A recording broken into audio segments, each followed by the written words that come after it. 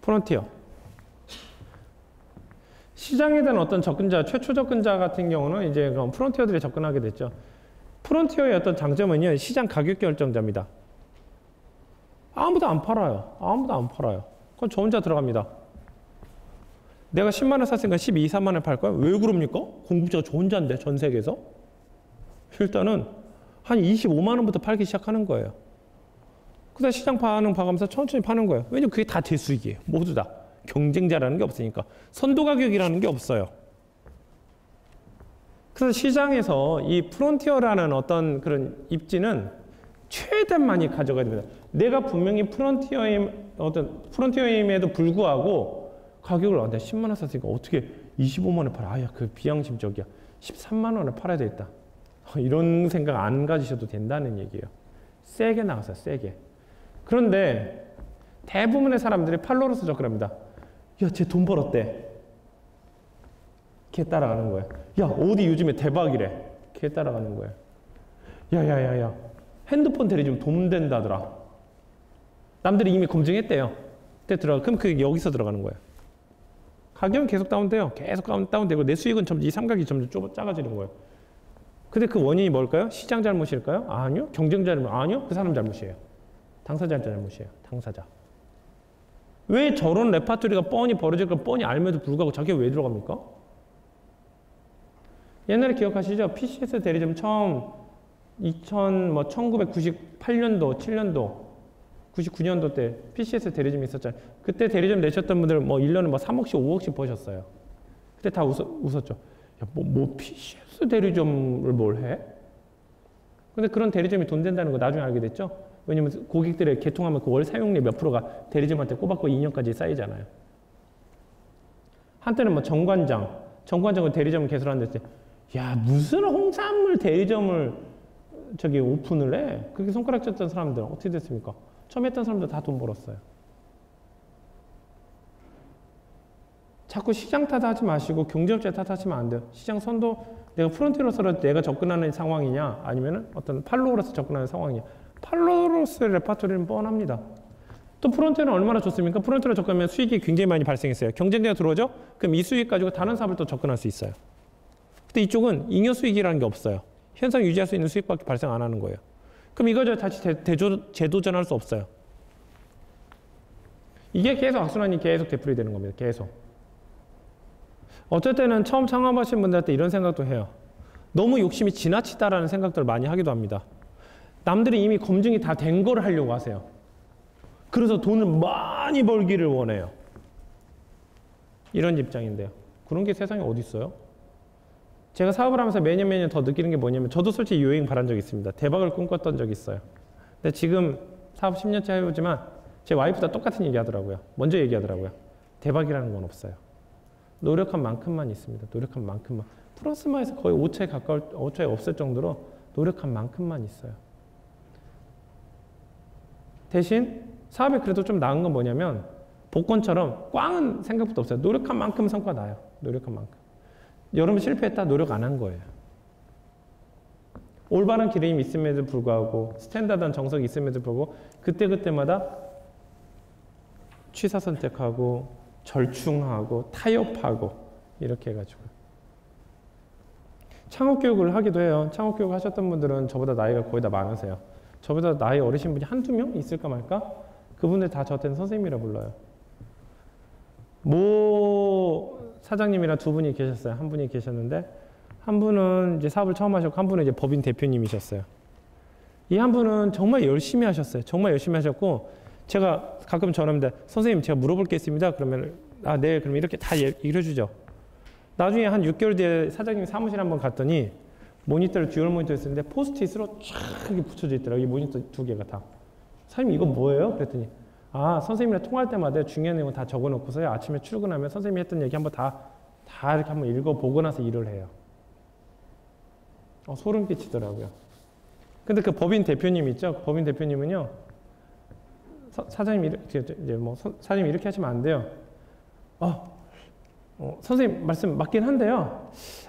그게 저는 좀 생각이 틀려요. 자꾸 이러시는 거예요. 결국엔 어떻게 되셨냐면요. 이분은 앞에 전자는 현재 그 2010년도 5월 달에 창업하셔가지고요. 지금 현재 매출액이 80억이에요. 그 다음에 코트라 해외 지사 사업에 선발이 되셔가지고 온 가족이 미국 쪽으로 넘어가셨어요. 이민은 아니고 다 넘어가셔서. 그래서 첫애가 올해 초등학교 작년에 초등학교 입학해가지고 지금 미국에서 초등학교 다니고 있습니다. 후자는 한국에 계세요. 엊그저께도 저기 뭐 설날 선물 세트라 보내셨더라고요. 매출액은 현재 한 2억 정도? 5년 전에도 똑같고 3년 전에도 똑같고 2년 전에도 똑같고 계속 그래요. 선생님 말씀은 맞는데요. 또 그럼 또 몇 개월 뒤에 또 다시 나오셔가지고 선생님 말씀이 다 맞더라고요. 이제 선생님 말씀 들으려고요. 또 안 들어요. 또 계속 절충하시는 거예요. 슬프죠. 슬프죠. 어떤 백그라운드라든가 과거에 사업했던 경험이 도움이 되는 건 아닙니다. 어떻게 보면 어쩔 때는 창업에 대한 성공률을 보면요. 사업 한 번도 안 하셨던 분들이 훨씬 성공률이 좋으세요. 지금까지 봤을 때 아직 정확하게 통계를 잡지 않는데 창업했을 때 성공률이 가장 높은 나이대가 한번 보세요. 20대도 있고 30대, 40대, 50대 있어요. 60대도 있어요. 5개 그룹 나이대가 있습니다. 이 중에 성공률이 가장 높은 나이대가 어디일까요? 전 통계학적으로 모르고 제가 육성해 본 결과 어느 나이대가 가장 성공률이 높을까요? 그 어떤 유형을 뽑아보라면은 사업 경험이 없으면서 결혼을 하셨고 남자분이면서 나이대는 한 40대 초반 정도 유형이 가장 성공률이 좋으셨어요. 정말 최악의 경우가 20대였어요. 정말 죄송한 얘기지만은 20대였어요. 정말 미안한데. 제가 그래서 창업교육하면 인터뷰를 하잖아요. 사전에 뽑잖아요. 20대는 들어올 때부터 바로 잘라요. 바로. 미안한 얘기지만. 20대는 이런 게 있어요. 뭔가 빨리 하고 싶은 거예요. 성과를 내고 싶은 거예요.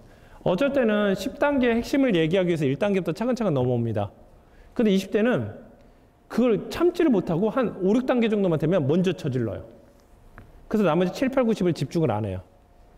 근데 40대 나이가 있으신 분, 연륜이 있으신 분들은 내가 이번에 실패하면 안 된다는 것을 너무 많이 깨닫고 끝까지 집중합니다. 10단계까지.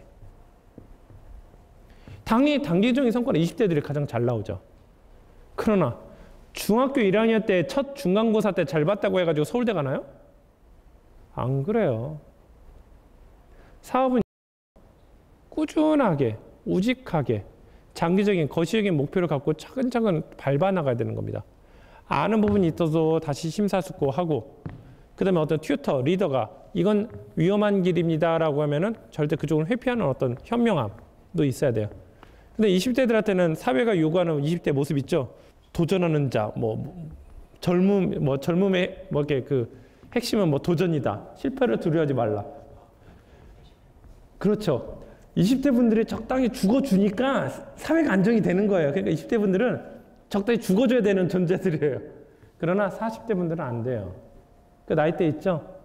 더 이상 실패하면 안 된다는 어떤 두려움도 있고 하기 때문에 확실히 성과는 40대 분들이 훨씬 좋으세요. 근데 또 자녀가 있는 분들이 또 역시나 많이 성과가 좋으세요. 들으시기 좋으시라는 얘기 하나 실제로 봤을 때. 그 다음에 20대가 가장 안 좋고, 그 다음에 조금 안 좋다는 기보다는 모수가 적다 보니까 60대가 좀 적고요. 50대가 그 다음에 하고, 두 번째는 30대 한 중후반이 좋고, 가장 좋은 건 40대 초반. 사회의 어떤 무서움과 두려움도 있고, 내가 잘못하게 될 경우는 내가 잃어버릴 수 있는 어떤 그런 기회비용에 대해서 충분히 인지를 하고 있고, 세상에 이제 더 이상 신기한 건 없어요. 신기한 건 없고, 정말 말 그대로 현실적인 부분이 가장 몸에 잘 배어있는. 사업을 신기함의 대상으로, 설렘의 대상으로, 도전의 대상으로 보면 안 돼요. 그냥 현실적인 부분으로 접근하셔야 돼요. 그래서 좀 약간 연륜이 좀 필요한 파트도 있습니다.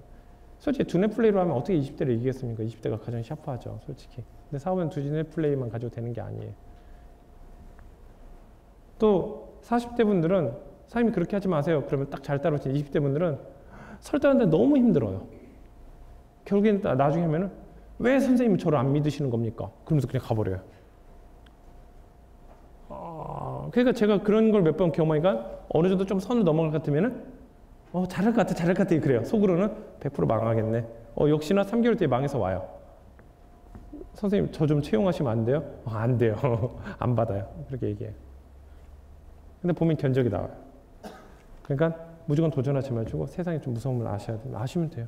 그러니까 40대 분들을 보면서 40대 분들의 어떤 장점들을 가져가면 젊음의 어떤 샤프함과 40대 분들의 어떤 그런 연륜들을 같이 가미하면 이길 수 있어요. 잘할 수 있어요. 너무 걱정하지 않으셔도 됩니다.